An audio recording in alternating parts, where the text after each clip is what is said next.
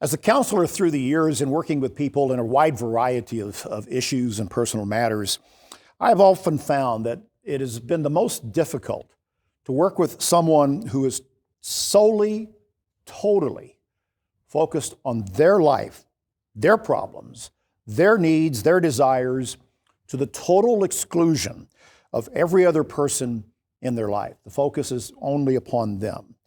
I find usually that they're not in touch with reality, and rarely in all my years have I really been able to help people who stay in that frame of mind, focused only upon themselves.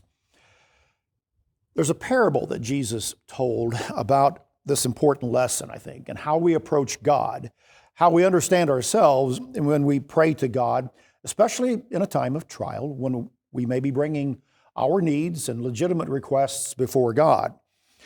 It's the parable of the Pharisee and the tax collector.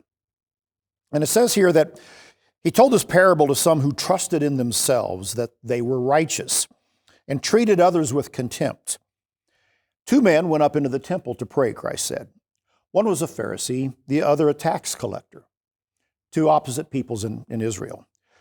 The Pharisee, standing by himself, prayed thus: God, I thank you that I'm not like other men, extortioners, unjust, adulterers, or even like this tax collector. And probably he, in the image here, would have just turned and pointed to him.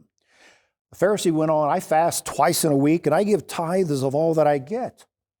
The Pharisees did fast twice a week. I think it was Monday and Thursdays were their designated fast days, and they wore their clothing in such a way to designate their righteousness, and Christ had a lot to say about and to the Pharisees of his day.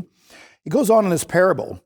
He said, but the tax collector, the one who was looked down upon and despised, standing afar off, would not even lift up his eyes to heaven, but beat his breast, saying, God, be merciful to me, a sinner.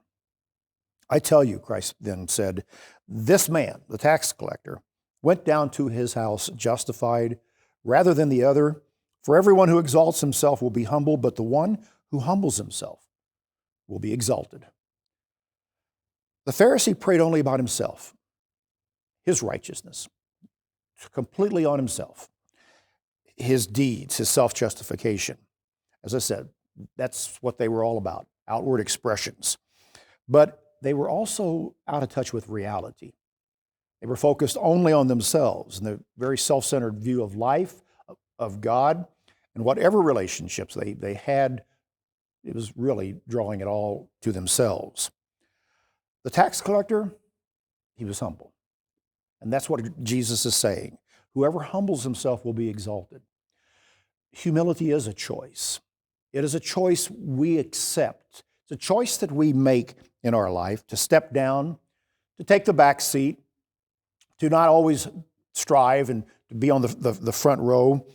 Humility begins in the mind when we are able to acknowledge God, that we do deserve judgment. We do deserve the fruits in some cases of some of our mistakes.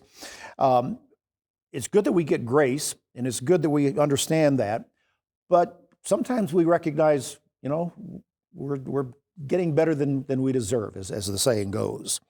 And we get by through and by the grace of God. And when we realize that, then it's a step toward humility. It is a step toward that choice of being humble.